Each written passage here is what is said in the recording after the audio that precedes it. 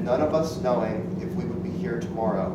But you didn't notice it because that day, the day the saucers came, by some coincidence, was the day that the graves gave up their dead, and the zombies pushed through the soft earth, or erupted, shambling and dull-eyed, unstoppable, came toward us, the living, and we screamed and ran.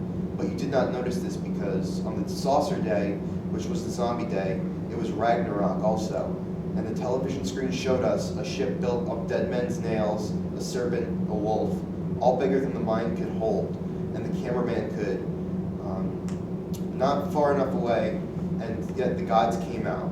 But you did not see them coming, because on the saucer zombie battling gods day, the floodgates broke, and each of us was engulfed by genies and sprites, offering us wishes and wonders and eternities, and charm and cleverness and true, brave hearts and pots of gold, while giants fee-fo-fummed across the land in killer bees. But you had no idea of any of this because that day, the saucer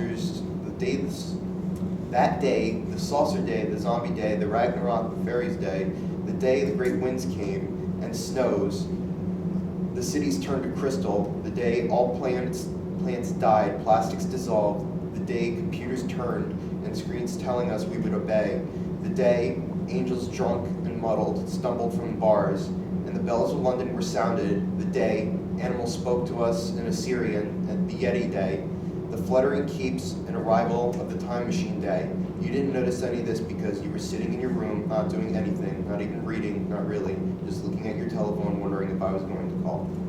So that's one of my favorites by him. So I just wanted to read that because it was Pull in Your Pocket Day, and I'm like, my old English teacher was just like, what are you gonna read? Like, you know, so old habits die hard. Okay, so the first one I'm gonna read, I have a few, and I'll run through them quickly so we can get everybody. You take your time. Okay. The first one's called Leopard Queen. We danced on shards of broken glass, but we laughed and sung and carried on. The pain not felt, we were so young that nothing could break us. We moved into a house that once belonged to a famous author. The name escapes me, but you always knew. As you wrote and read in the study, I brought you tea and hot chocolate, and we kissed as it rained and snowed. The room so warm and the fire's glow played puppeteer shadows upon the walls in plays no one had written. We tried for children, but it was not possible. We thought of adoption, but then we traveled to countries forgotten to time. We climbed mountains, we swam in forbidden springs, we hunted with tribesmen and ate as the women and men danced, and we laughed and danced amongst them, but not on broken glass, but barefoot in the savanna grass, as lions and elephants watched from beyond the dark.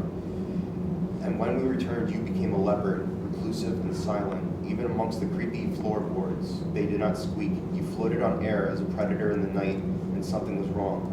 You got a call and went into hiding. You ran away for a month, and when you came back, you were different. The light in your eye was lost, and no longer could we dance amongst broken glass because you were sick, and the harder we fought, the worse you got, but we were together forever. And now I sit here in the spring under the acacia tree, writing this to you with eyes full of salted water, and the shaman gives me his blessing. But I'll never say goodbye because we'll always be young and dance on broken glass. I'll love you forever, my sweet leopard queen. Okay, next one's called Gone. Oh, thank you, guys. Gray is the grass where we once stood, where I held you softly while loons sang on the lake, where we lied in moonlight, making love on warm summer's eve, where we sat and had lunch as the trees died in spectacular colors all around us. Gone is the water where we once swam, where you shed your clothing and hugged your body close to mine, where we fished for bass and raced beneath the surface through murky deep. Dead are the trees all year round that we climbed as children and scaled as lovers, where you fell and scraped your knee and I kissed it softly, but though you hissed, you kissed me just as soft. In their canopies we read and laughed, we scared squirrels and birds, the whole world at our command. Gone is our home, my darling, where we once had a family. The kids are gone, the lights are blown out, and out I stand, looking in, as trucks crash our little cabin to the ground, making way for a new highway. If I only had you to stand with me, to keep you strong as I cry, and walk away from the best days of our lives. Okay, this one's Ants Come Marching. Her skin is like fresh milk and looks so soft in the spotlight. From across the floor, I smell her sweat like honey as she dances for money in the misty stage as Steppenwolf plays on the jukebox. And she's nude beside a worn pair of cowgirl boots. Her crimson hair is tied in pigtails with checkered bows like picnic tablecloths. And I'm afraid that the ants will smell the honey too and see the tablecloth tendrils and eat her up before I know her name. This one's Woods. There was a place where I used to go to clear my head, but no more. I dared not be seen in those woods. They're her woods, and hers alone. When they had been our woods, the time had flown, like a gull across the ocean breeze. When they had been our woods, we ran through the moss-covered floor with bare feet and grins, like the dogs of war, hell be damned. But no longer are they ours. They belong to her, the woman with blood-stained hair and lightning storm in her eyes, the woman with the body of Aphrodite, the wit of Athena, the speed of Artemis, and the wrath of Hera, the woman I love, with skin fresh as cow's milk, infested with brown stars, and a smile that melted iron, but no more can she love me. They're her woods now, and hers alone. For I am buried beneath an old oak, and she runs alone, naked and carefree. I see sadness in her eyes and the tears she sheds before bed, but I'll always watch her, my darling wife, in our woods.